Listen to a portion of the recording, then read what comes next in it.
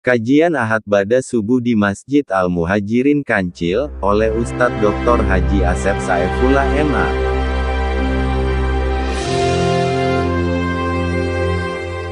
Kajian pada subuh di Masjid Al-Muhajirin Kancil rutin dilakukan setiap hari Sabtu dan Ahad. Kajian Ahad pada subuh hari ini di Masjid Al-Muhajirin Kancil diisi oleh Ustadz Dr. Haji Asep Saifullah MA. Membahas kitab Rawaihul Bayan, Tafsir Ayatul Ahkam, ditulis di karang Syekh Muhammad Ali Sibuni.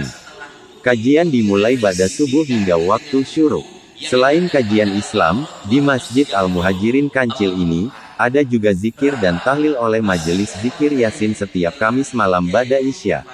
Senin malam ada zikir dari Majelis Syuarol Mukminin ba'da Isya di serambi Masjid Al-Muhajirin Kancil.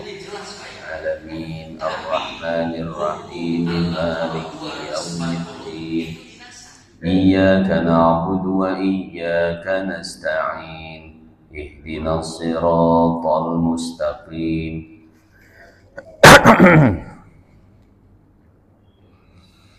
Ghairil maghdubi 'alaihim waladdallin amin Rabbighfir lana wa liwalidayna amin.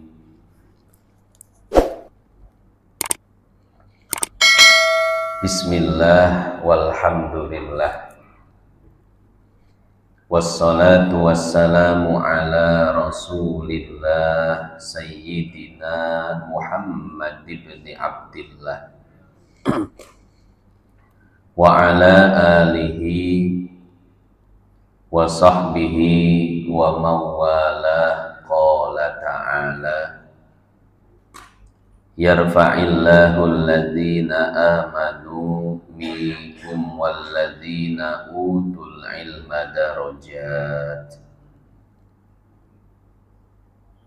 wa qala an-nabi sallallahu alaihi wasallam Man salaka tariqan yaltamisu fihi ilman sahhalallahu lahu bihi tariqan ilal jannah. Yang saya hormati dan saya muliakan segenap hadirin wal hadirat Jamaah Masjid Al-Muhajirin, wabil khusus Ketua Dewan Kemakmuran Masjid beserta seluruh jajaran pengurusnya, para orang tua, para tokoh, para sesepuh, bapak-bapak dan ibu-ibu yang mudah-mudahan dengan berkumpulnya kita di pagi hari yang mulia ini senantiasa Allah ampuni dosa-dosa kita, dimudahkan segala urusan, dijadikan keluarga kita sakinah mawaddah warahmah, anak cucu kita menjadi anak-anak yang soleh dan solehah. Ma'asyiral muslimin wal muslimat, jamaah Masjid Al-Muhajirin, sebelum kita melanjutkan kajian kita pada kitab Tafsir Ahkam yang berjudul Rawaihul Bayan yang dikarang oleh Syekh Muhammad bin Ali As-Sabuni, sedikit ada sebuah kisah. Satu ketika malaikat azab ingin menurunkan azabnya di satu wilayah yang bernama Irak. Kira-kira Irak di mana, Bapak Ibu? Kalau dari patung kuda kemana? Masih jauh, di wilayah Timur Tengah. Satu ketika malaikat azab ingin menurunkan azab di wilayah Irak. Kenapa? Karena di malam itu ada 400 orang berzina, sedang bermaksiat kepada Allah. Akan tetapi sebelum malaikat azab menurunkan azabnya, tiba-tiba datang malaikat rahmat dan bertanya kepada malaikat azab, "Wahai malaikat azab, ada apa engkau datang ke wilayah Irak?" Ini gede juga. Tipe C, yang tipe C.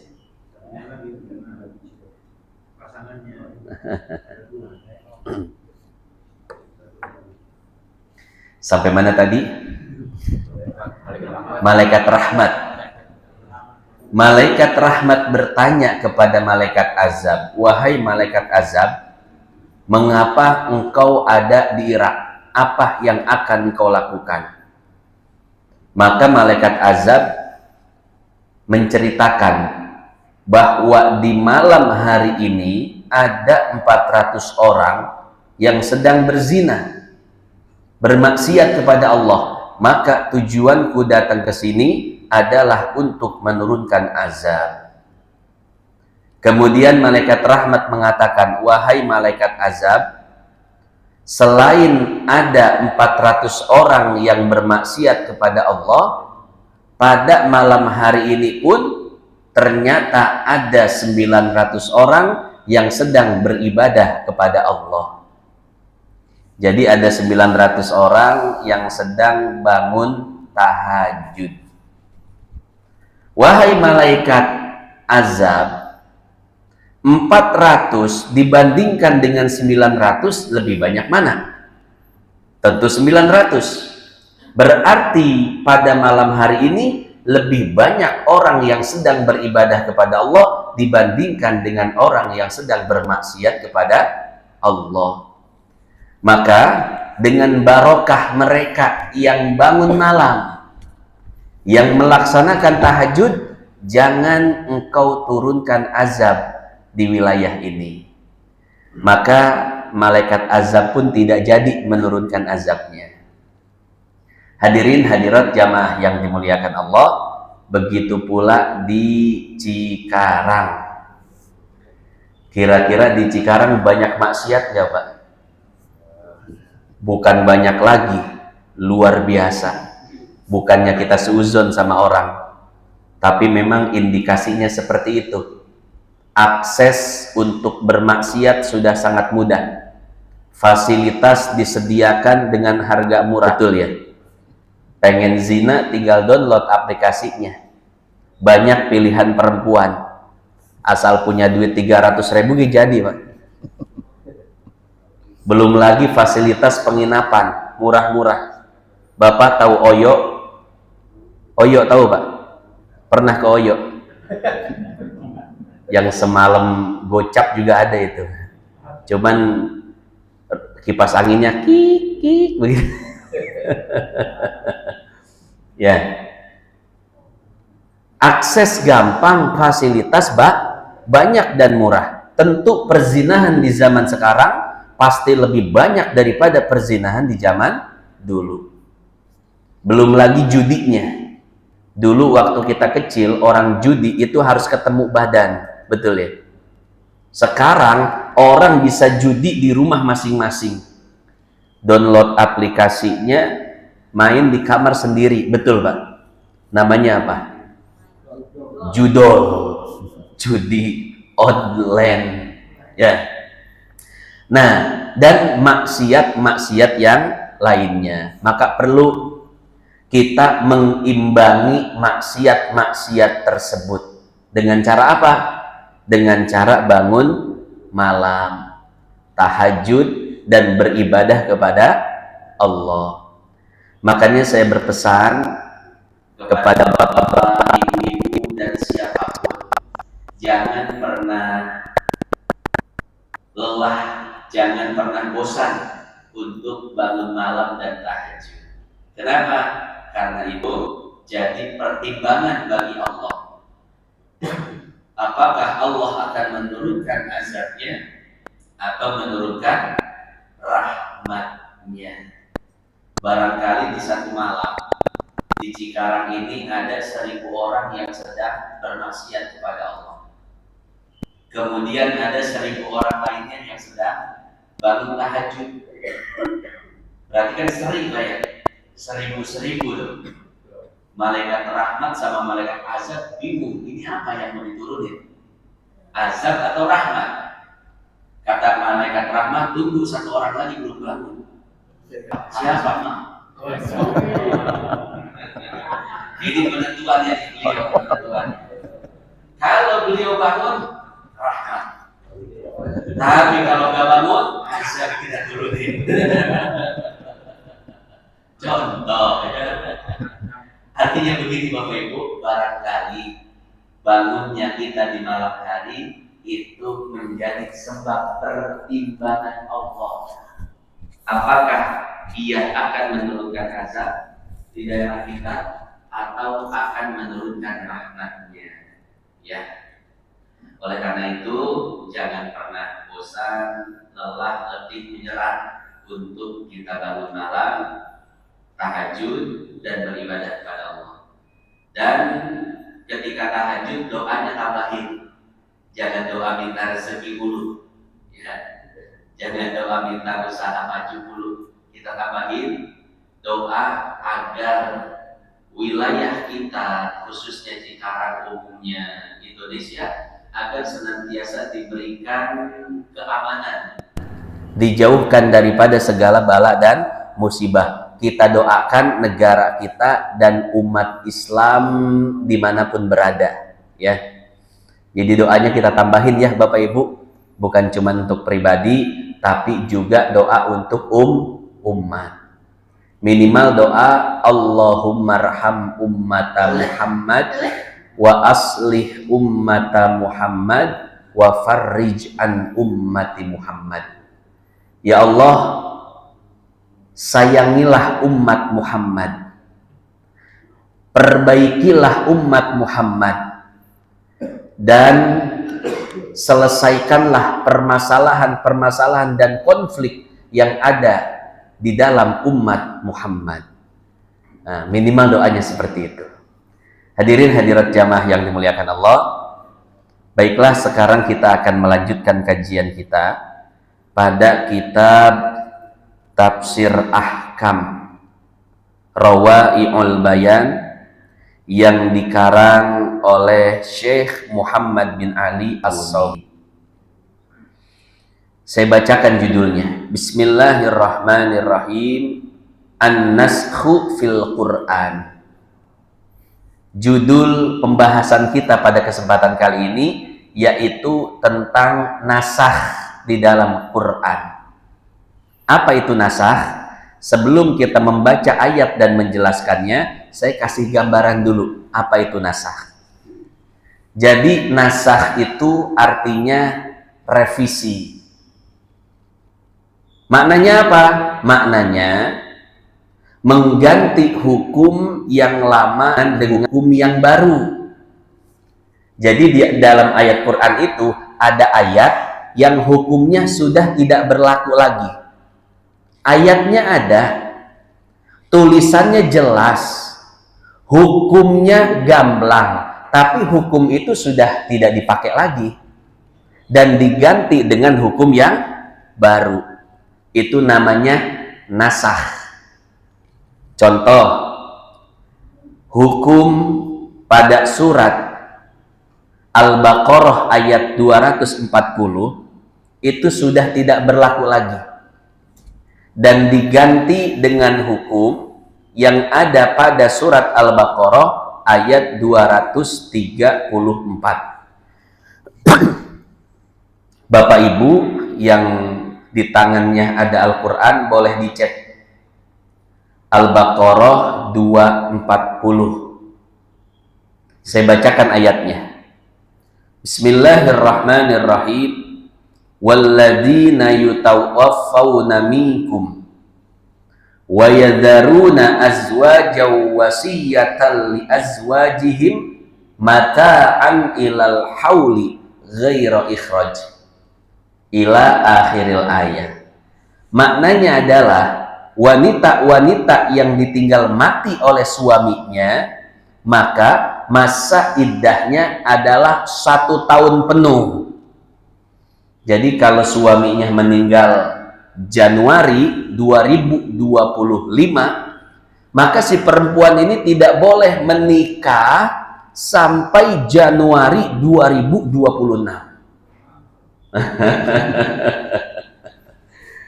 Padahal Pak Imam udah ngincer aja nih, janda nih, tapi harus nunggu setahun ini. Aduh. Inilah yang disebut dengan masa iddah, ya. Jadi masa iddah wanita yang ditinggal mati oleh suaminya adalah 1 tahun. Ini kan hukumnya jelas Pak ya.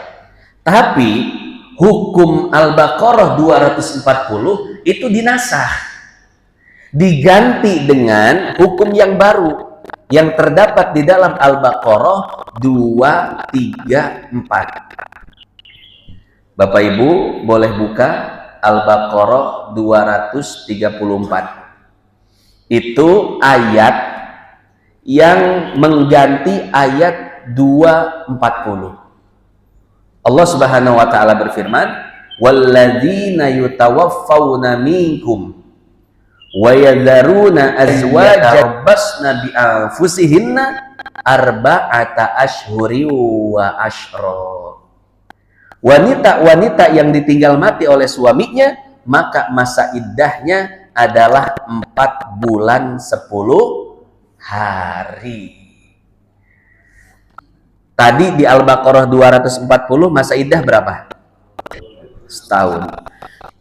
Tapi hukum yang di 240 itu direvisi, diganti dengan hukum yang ada pada Al-Baqarah 234. Berapa masa iddah wanita yang ditinggal mati? Yaitu 4 bulan 10 hari. Akhirnya Pak Haji Imam nungguin aja Januari 2026. Pas nyamperin, katanya udah punya suami lah. Bukannya masa iddahnya baru selesai. Emang suaminya siapa? Pak Haji Musli. Astagfirullahaladzim. Saya keduluan nama Pak Haji Musli. Akhirnya Pak Haji Imam datang ke Pak Haji Musli, niatnya mau ngedebat. Pak Haji Musli, kenapa udah dinikahin? Kan masa iddahnya belum selesai, setahun. Lihat Al-Baqarah 240. Kata Haji Musli, oh enggak. Al-Baqarah 240 sudah direvisi dengan Al-Baqarah 234. Woi, ini namanya debat ilmiah, Pak. Kalah cepet. Ya. Bukan 1 tahun, tapi 4 bulan 10. Wah, kata Pak Imam, kalah cepet saya nih.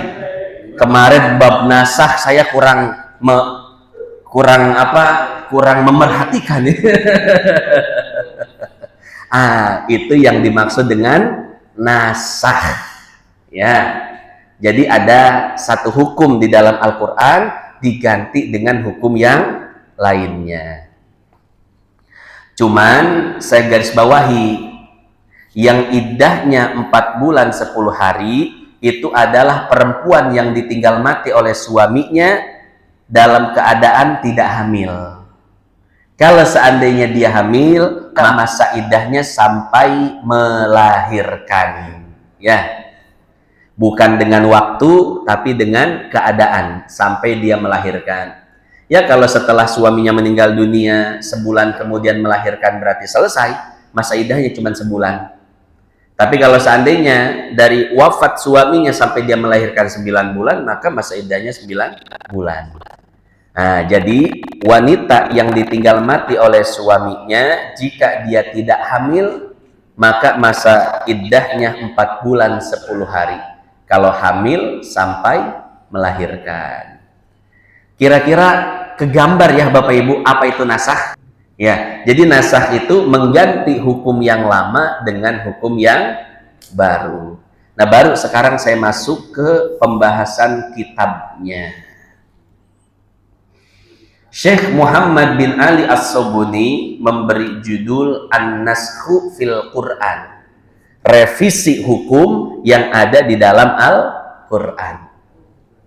Pertama, beliau mencantumkan 3 ayat, yaitu surat Al-Baqarah ayat 106, 107, dan 108. Bisa dibuka Al-Baqarah surat keberapa? Surat kedua, ayat 106, 107, 108.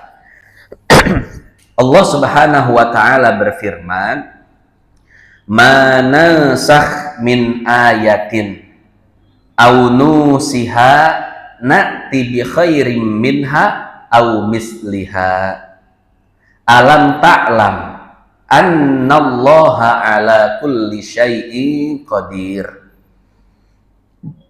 Alam ta'lam annallaha lahu mulkus samawati wal ard wa ma lakum min dunillahi min waliyyin wala nasir. Am turiduna tas'alu rasulakum kama su'ila Musa min qabl. Wa man yatabaddalil kufra bil iman faqad dhalla sawa'as sabil. Apa artinya? Bisa dibuka Al-Baqarah 106, 107, 108. Artinya, ayat yang kami batalkan atau kami hilangkan dari ingatan, pasti kami ganti dengan yang lebih baik atau yang sebanding dengannya. Tidakkah kamu tahu bahwa Allah Maha Kuasa atas segala sesuatu? Jadi ayat ini menjelaskan bahwa ayat yang direvisi akan diganti dengan hukum yang baru. Dan hukum yang baru itu pasti lebih baik daripada hukum yang lama. Atau kalaupun tidak lebih baik, minimal sebanding dengan hukum yang lama. Tidakkah kamu tahu bahwa Allah memiliki kerajaan langit dan bumi, dan tidak ada bagimu pelindung dan penolong selain Allah? Ataukah kamu hendak meminta kepada Rasulmu, yaitu Muhammad, seperti halnya Musa pernah diminta oleh Bani Israel di masa terdahulu? Barang siapa mengganti keimanan dengan kekafiran, maka sungguh dia telah tersesat dari jalan yang lurus. Bapak Ibu yang dimuliakan Allah, itu ayat yang akan kita kaji tafsirnya. Di sini saya bukan menafsirkan ya Bapak Ibu. Saya tidak punya otoritas untuk menafsirkan ayat Quran. Walaupun saya menguasai beberapa bidang ilmu, baik ilmu bahasa Arab sekaligus sastranya, ilmu fikih, usul fikih, hadis, usul hadis, tafsir, usul tafsir, tapi sampai sekarang saya belum berani untuk menafsirkan Al-Quran. Karena ini proyeknya para ulama. Mereka yang otoritatif untuk menafsirkan Al-Quran. Sementara kita bukan menafsirkan Al-Quran, tapi hanya membaca tafsirnya. Tafsir yang sudah ditulis oleh para ulama. Nah, kebetulan pada kesempatan kali ini, tafsir yang akan kita baca adalah tafsir dari Syekh Muhammad bin Ali As-Sobuni. Pertama, beliau menjelaskan makna nasakh, baik secara bahasa atau secara syar'i. Beliau mengatakan at-tahlilul lafzi. Makna nasakh secara bahasa. Beliau mengatakan bahwa makna nasakh secara bahasa ada 4 makna. Pertama, nasakh bermakna al-izalah, yaitu menghilangkan. Jadi kan mengganti hukum lama dengan hukum baru berarti hukum lama dihilangkan. Itu makna yang pertama, al-izalah, menghilangkan. Makna yang kedua adalah an-naql, yaitu memindahkan. Jadi ketika hukum lama dihapus dan diganti dengan hukum baru, secara otomatis hukumnya berpindah. Maka makna yang kedua dari nasakh adalah memindahkan. Yang ketiga, at-tabdil, yaitu mengganti. Hukum lama ditinggalkan, hukum baru diterapkan, berarti hukum lama diganti dengan hukum baru. Yang keempat, at-tahwil, memalingkan. Hukum yang lama dipalingkan pada hukum baru. Nah, itulah 4 makna nasakh secara bahasa. Yang pertama, al-izalah, menghilangkan. Yang kedua, an-naql, memindahkan. Yang ketiga, at-tabdil, mengganti. Dan yang keempat adalah at-tahwil, memalingkan. Itu secara bahasa. Yang kalau kita simpulkan dan kita konversikan menjadi bahasa Indonesia yang sesuai KBBI, maka bahasanya adalah revisi. Itu bahasa kerennya, bahasa akademiknya ya. Berarti an-nasakh artinya revisi hukum. Nah, secara syariat apa artinya? Secara syariat an-nasakh dimaknai sebagai raf'ul hukmi syar'i bidalilin syar'iyyin mutaakhir. Mengganti hukum syar'i dengan hukum syar'i yang baru. Jadi hukum syar'i yang lama dihapus. Padahal itu sudah dipraktekkan oleh sahabat, sudah diberlakukan, tapi datang satu masa di mana ada ayat baru yang menghapus hukum pada ayat yang lama. Ya, itu yang disebut dengan nasakh, mengganti hukum syar'i yang lama dengan hukum syar'i yang baru. Saya kasih contoh lagi deh, biar lebih paham. Contoh, hukum pada surat An-Nisa ayat 43 itu diganti dengan hukum yang ada pada surat Al-Maidah ayat 90. Boleh dicek An-Nisa surat ke-4, ayatnya ayat 43. Saya bacakan ayatnya. Allah Subhanahu wa ta'ala berfirman, Ya ayyuhalladzina amanu la taqrabus shalah wa antum sukara hatta ta'lamu ma taqulun, ila akhiril ayat. Apa artinya? Artinya adalah, atau maknanya saja, maknanya adalah Allah Subhanahu wa ta'ala melarang orang-orang beriman untuk melakukan sholat dalam keadaan mabuk. Jadi kata Allah, kalau ingin mabuk di luar sholat saja, jangan dekat-dekat waktu sholat. Artinya apa? Dulu mabuk itu boleh, Pak, asalkan jangan dekat-dekat waktu sholat. Makanya para sahabat itu mabuknya habis isya, ya, habis sholat isya jamaah, betul Pak. Dulu sahabat begitu, habis sholat isya jamaah janjian, mabuk di mana nih? Ayo kita mabuk di rumah Sa'ad saja. Akhirnya mabuk di rumah Sa'ad. Sa'ad sudah menyediakan gulai kepala unta. Wah, ya, ayo di rumah aneh udah ada gulai, sambil mabok kita. Karena dulu boleh, Pak. Di awal-awal Islam itu boleh mabuk. Ya. Cuman kata Allah, syaratnya la taqrabus shalah wa antum sukaro. Jangan deket-deket waktu sholat. Makanya dicari waktu sholat yang paling jauh. Apa? Antara Isya dan subuh. Habis Isya kumpul mabuk bersama. Ya. Nanti sebelum subuh mereka bangun, mandi, sholat subuh berjamaah. Dulu seperti itu hukumnya. Ya.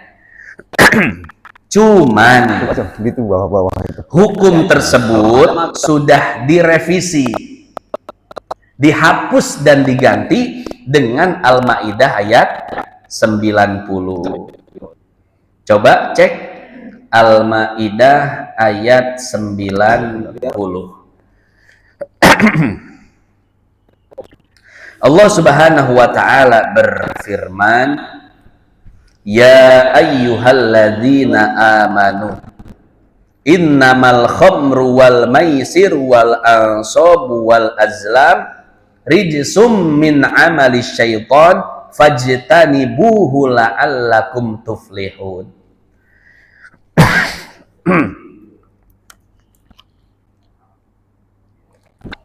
Apa makna ayat ini? Makna ayat ini adalah, wahai orang-orang beriman, janganlah kalian, langsung maknanya saja, bahwasanya Allah mengharamkan bagi orang-orang beriman untuk melakukan atau meminum minuman dekat dengan waktu sholat.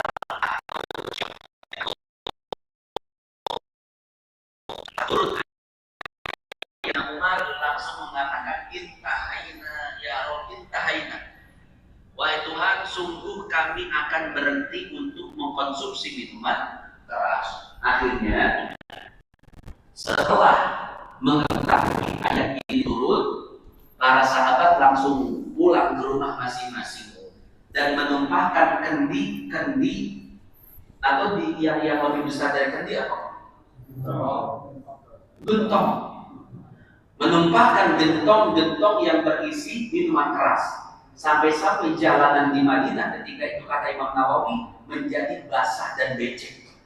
Ya, karena tadi semua persediaan minuman keras dibuat oleh para sahabat di jalan-jalan Madinah sampai jalan Madinah menjadi becek. Akhirnya para sahabat pun berhenti mengkonsumsi minuman keras. Nah, mengapa demikian? Karena hukum yang ada pada surat An-Nisa ayat berapa tadi? 4 ayat diganti, dihapus, direvisi hukumnya dengan Al-Maidah ayat 90. Nah, itu contoh apa? Contoh nasakh, ya. Dan masih beberapa ayat Quran lagi yang dinasakh hukumnya oleh Allah Subhanahu wa ta'ala. Tapi kita tidak sedang berbicara tentang praktek nasakhnya. Di dalam tafsir ahkam ini kita sedang mengkaji ayat yang membahas tentang nasakhnya, ya.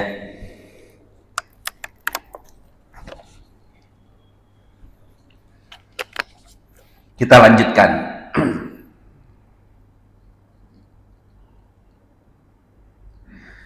Kemudian Syekh Muhammad bin Ali As-Sabuni menjelaskan makna ayat tersebut.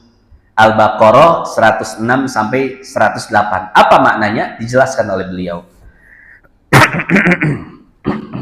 Wa maknal ayah, dan makna ayat tersebut.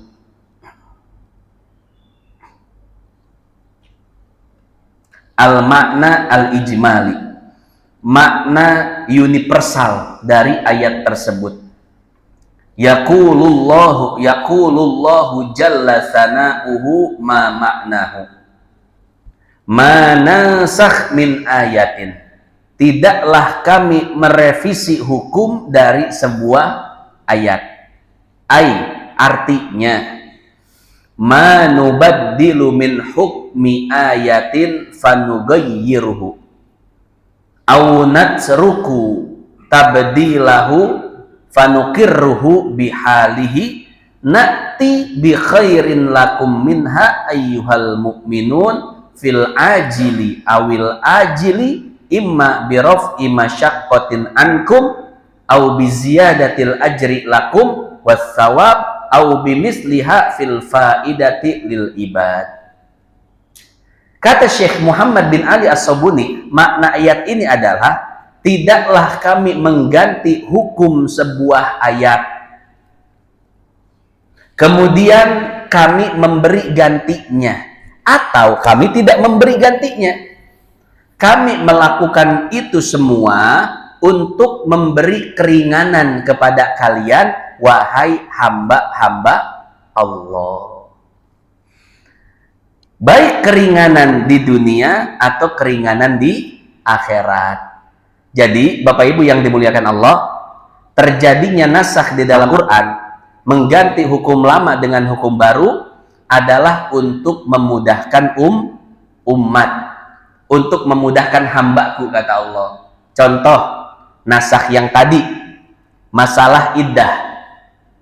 Al-Baqarah 240, masa iddah berapa? 1 tahun. Wanita yang ditinggal mati masa iddahnya 1 tahun. Tentu ini berat, Pak. Seorang perempuan ketika ditinggal mati oleh suaminya, tentu dia butuh kepada orang yang memberi nafkah. Betul. Apalagi anaknya 18. Ya, tentu dia butuh pendamping baru. Anak-anaknya butuh kepada ayah yang baru, yang bisa memberinya kehidupan layak. Maka masa iddah 1 tahun itu cukup berat untuk umat, untuk perempuan khususnya. Maka digantilah ayat ini, direvisi hukumnya dengan Al-Baqarah 234. Diganti hukum yang lama dengan hukum baru, hukum yang berat dengan hukum yang ringan. Wanita yang ditinggal mati oleh suaminya, maka masa iddahnya 4 bulan 10 hari. Kira-kira nasakh ini atau revisi hukum ini lebih menjadikan hukum lebih berat atau lebih ringan? Lebih ringan. Nah, itulah maksud Allah, ya. Terjadinya nasakh di dalam Al-Quran sengaja untuk aku meringankan hukum kepada hamba-hambaku. Baik keringanan hukum dunia atau keringanan hukum akhirat. Ya, keringanan hukum dunia seperti tadi, Pak. Bahwa wanita yang ditinggal mati oleh suaminya tidak usah menunggu lama-lama untuk memiliki pasangan hidup yang baru. Itu kan kemudahan di dunia.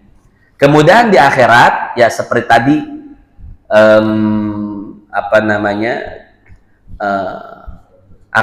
seseorang akan mendapatkan pahala yang lebih besar dan lain sebagainya. Nanti kita cantumkan ayat-ayat yang lainnya sebagai contoh nasakh, ya.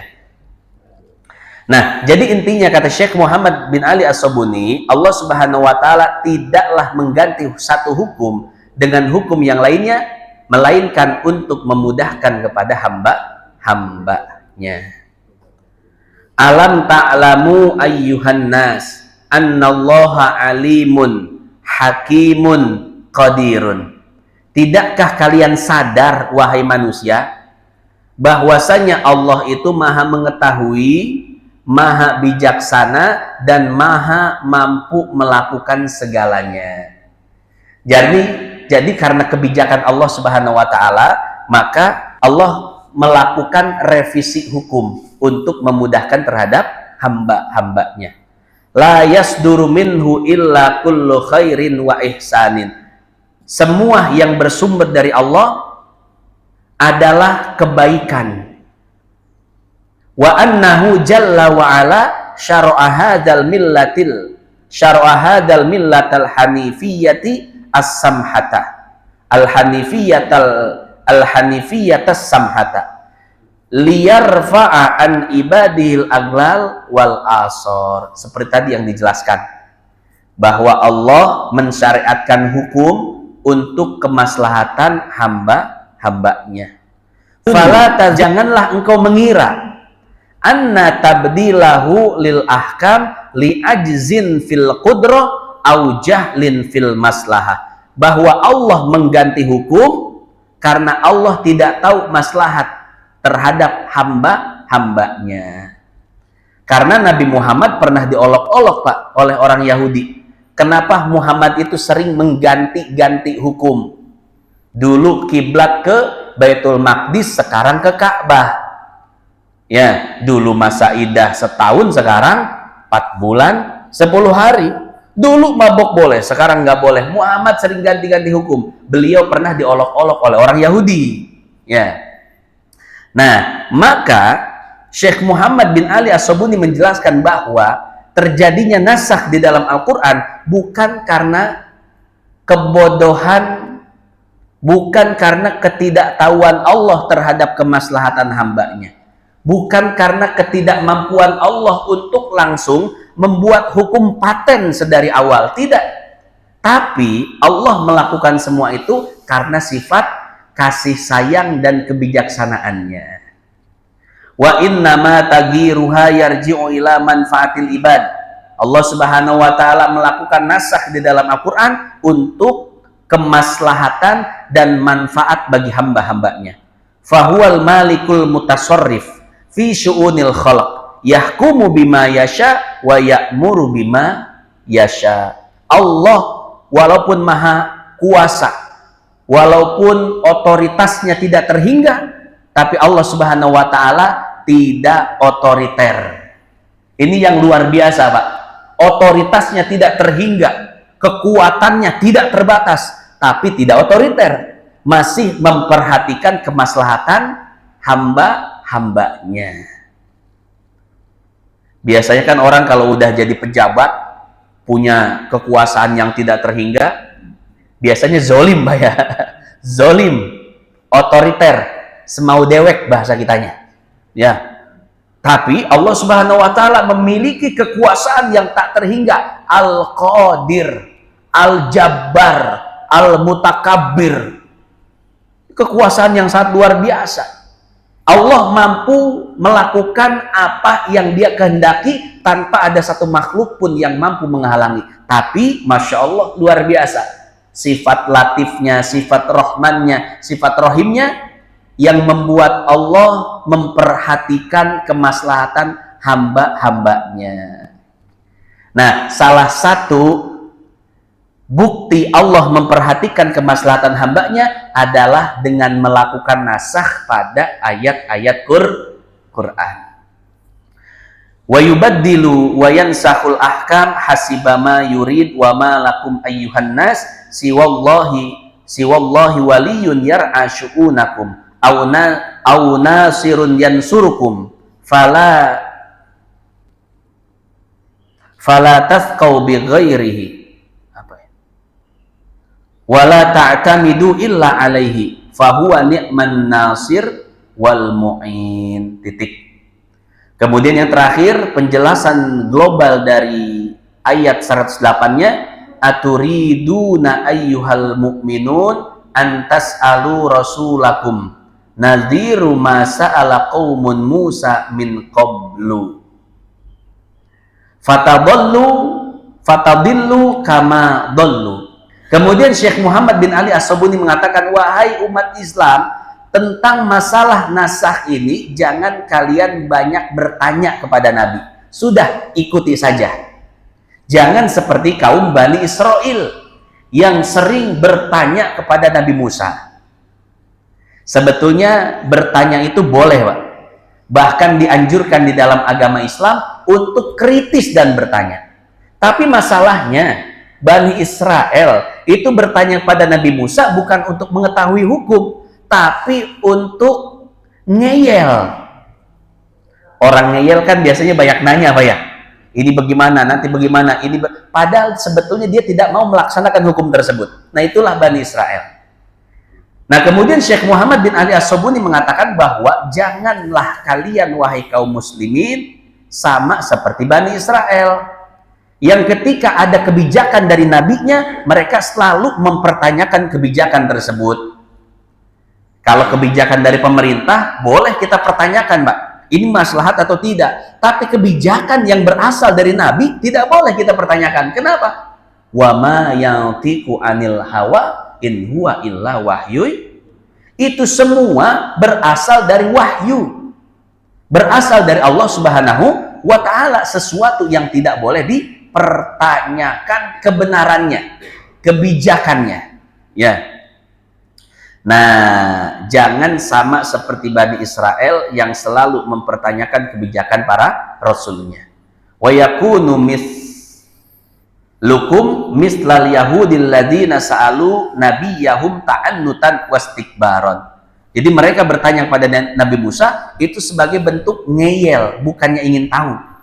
Faqalu arinallaha jahra, seperti permintaan Bani Israel kepada Nabi Musa, wahai Musa, kalau engkau bisa memperlihatkan Allah di depan mata kami, baru kami beriman kepadamu. Ini kan ngeyel ya Pak ya. Sebetulnya orang Bani Israel itu tidak mau beriman pada Nabi Musa, tapi mereka melakukan penolakannya itu dengan cara pertanyaan. Musa, bisa enggak engkau perlihatkan Allah di depan mata kami? Kalau bisa, nanti kami akan beriman. Oh, ini kan ngeyel Pak ya. Wa talabu minhu ma la yasugu talabahu haitsu qalu ij'al lana ilahan kama lahum alihah. Contoh lain, Bani Israel pernah meminta kepada Nabi Musa, wahai Nabi Musa, buatkanlah untuk kami Tuhan seperti orang-orang membuat Tuhan mereka. Jadi Nabi Musa diminta untuk membuat patung. Ya, nah, tentu ini satu permintaan yang tidak boleh. Fahal yaliku bikum anta ta'annatu ma'a nabiyyikum. Apakah pantas kalian ngeyel terhadap nabi kalian? Wa taqtarihu alaihi ma tashtahun fatasbahu kal yahudid dolin. Jangan ngeyel, karena ngeyel adalah sifatnya orang-orang Yahudi. Wa man yastabdilil kufra bil iman wad dhalalah bil huda faqad hada anil jadah wa adala an tariqil istiqamah wa taradda fi mahawil halak wa khasira nafsuhu haitsu arradaha di adzabillahil alim. Titik. Hadirin hadirat jamaah yang dimuliakan Allah ya. Itulah pembahasan kita pada kesempatan kali ini, yaitu makna universal terkait Al-Baqarah ayat 106, 107 dan 108. Insya Allah pada pertemuan berikutnya kita akan membahas tentang sababun nuzul, sebab turun ayat ini. Kira-kira apa yang menyebabkan Allah menurunkan surat Al-Baqarah ayat 106 sampai 108? Insya Allah akan kita bahas pada pertemuan berikutnya. Wallahu a'lam bishawab. Baiklah Bapak Ibu yang dimuliakan Allah, itu saja yang dapat saya sampaikan. Mudah-mudahan yang sedikit ini bermanfaat. Tentu penyampaian ini banyak kekurangannya, maka untuk menyempurnakan kekurangan, silahkan yang ingin bertanya. Silakan Bapak-bapak dan Ibu yang mau bertanya. Silakan Pak Iman. Mati. Yes. Mati bangun.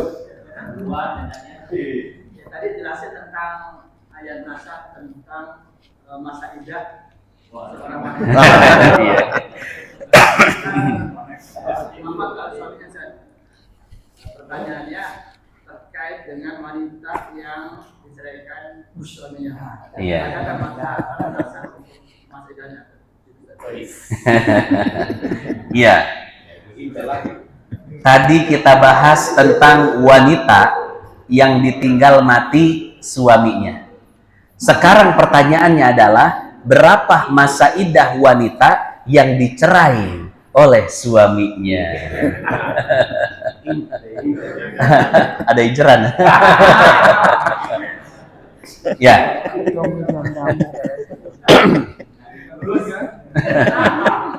Iya. para ulama mengatakan bahwa masa iddah wanita yang dicerai oleh suaminya tergantung dari keadaan si wanita tersebut. Keadaan pertama, jika seorang wanita masih mengalami menstruasi, masih haid, maka masa iddahnya adalah 3 kali suci. Dicerai oleh suaminya di waktu suci, maka langsung dihitung 1 kali sucian.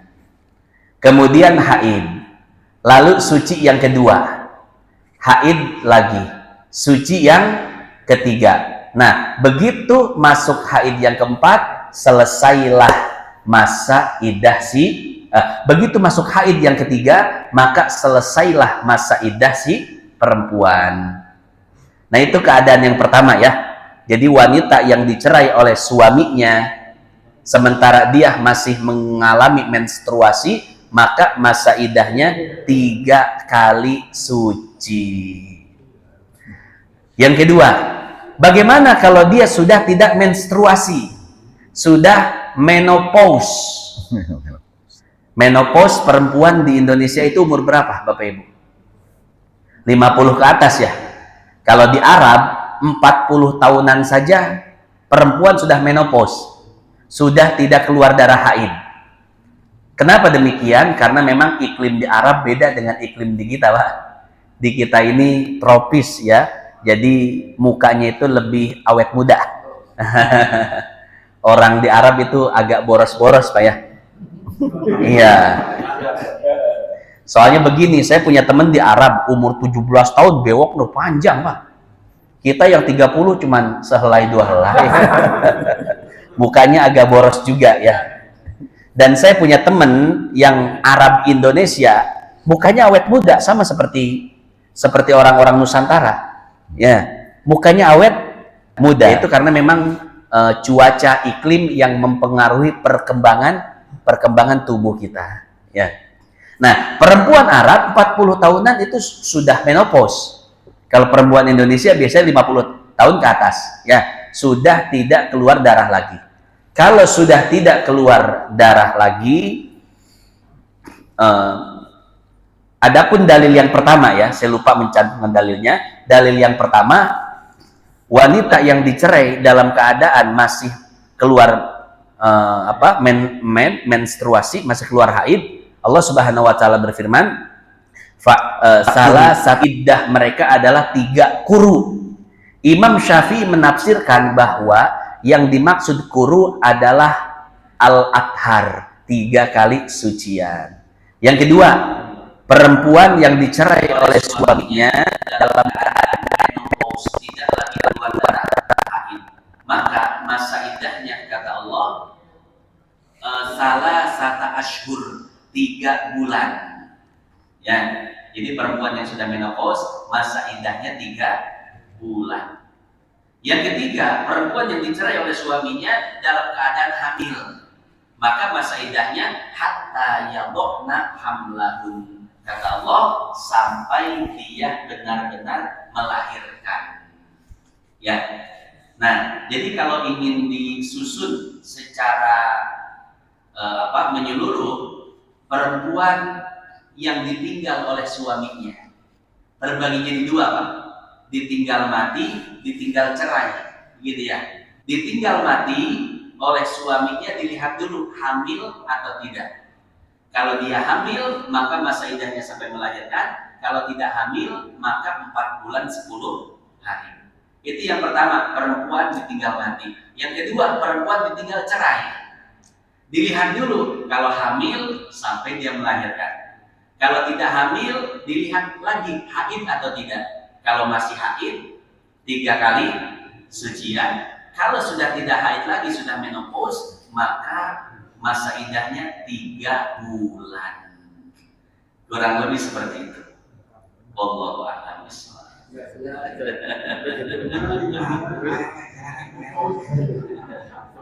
Ini masih indah lagi juga. Oh, masih indah lagi. Punya inceran juga. Tapi berdasarkan ini, biasanya kan kalau di peraturan yang disusun Malaysia, pasal revisi itu adalah di bawahnya gitu.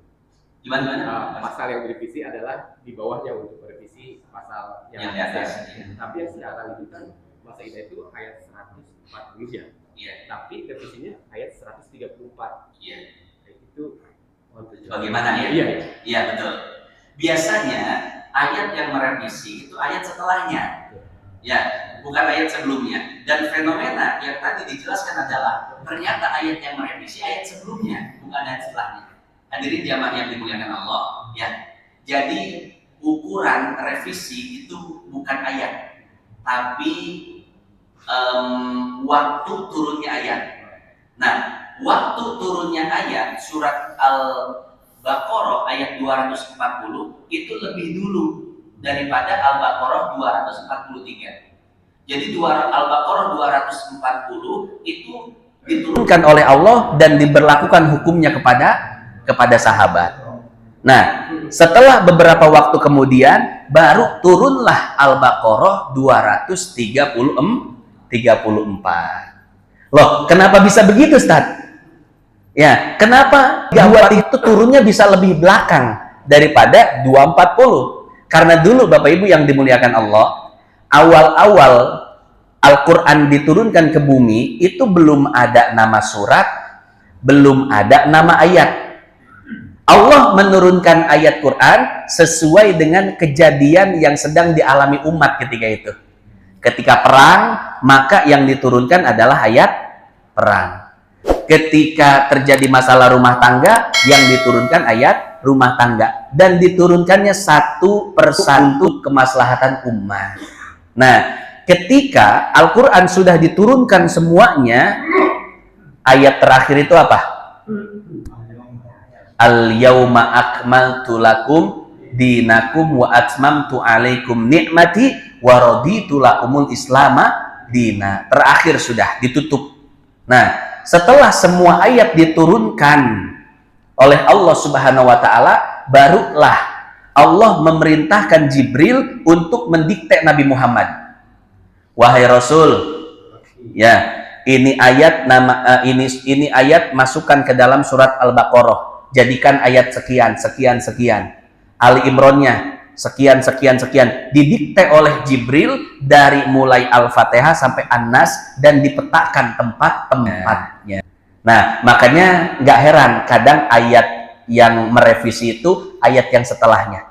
Itu hanya susunan yang apa? Susunan secara struktur Al-Qur'annya, bukan secara waktu turunnya, ya.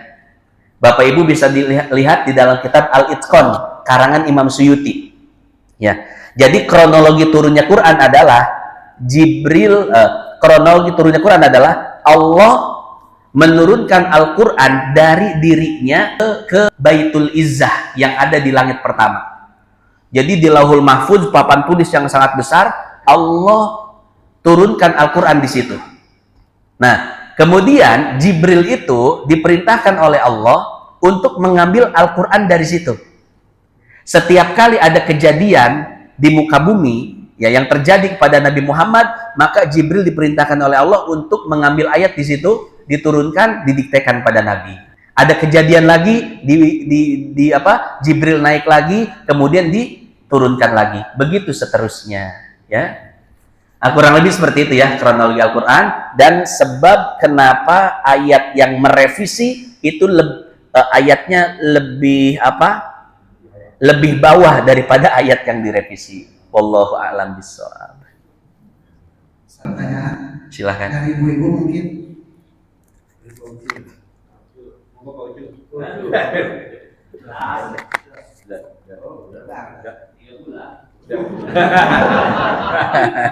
Ketahuan 3 bulan ya udah.